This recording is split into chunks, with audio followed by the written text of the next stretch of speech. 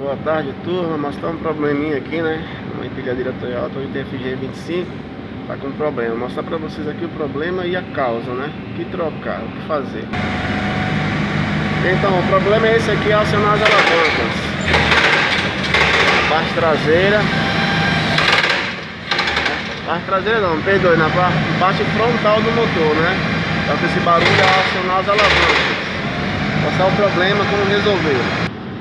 Então, turma, como eu falei do problema lá, né, do motor 4Y, né, da Toyota, tá com barulho na parte frontal ali do motor, que é essa parte aqui, tá com aquele barulho, vem daqui, né, vem desse conjunto aqui de peão, né, desse peão aqui, vem desse conjunto desse peão, e vem daqui da corrente, né, que toca a bomba, né, então é necessário trocar aqui esse peão, necessário trocar o peão, a corrente, né, trocar esse pinhãozinho aqui que ele toca a bomba hidráulica, trocar essa corrente aqui que ela desgasta, né?